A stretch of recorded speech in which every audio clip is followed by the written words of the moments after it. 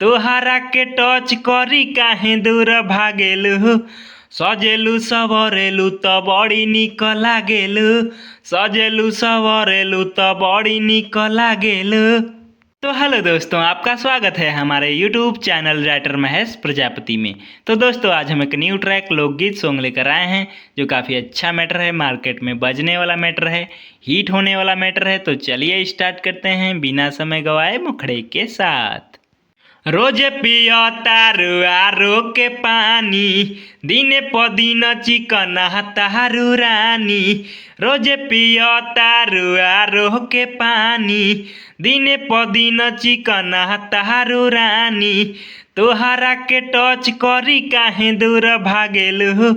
सजेलु सवरेलु त बड़ी निक लागेलु। सजेलु सवरेलु त बड़ी निक लागेलु। अंतरा फर्स्ट।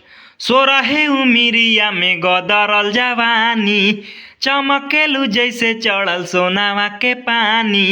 अरे सोरहे उमिरिया में गदरल जवानी, चमकेलू जैसे चढ़ल सोनावा के पानी। रोजे रोजे मन काहे हमर तरसावेलू। सजेलू सवरेलू त बड़ी निक लागेलू। सजेलू सवरेलू त बड़ी निक लागेलू। दोस्तों, लास्ट अंतरे के लिए हमसे संपर्क करें। हमारा नंबर चैनल के डिस्क्रिप्शन बॉक्स में दिया हुआ है।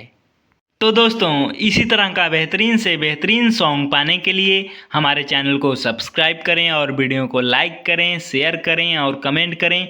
तो चलिए मिलते हैं किसी नेक्स्ट वीडियो में किसी नए ट्रैक के साथ। तब तक के लिए बाय।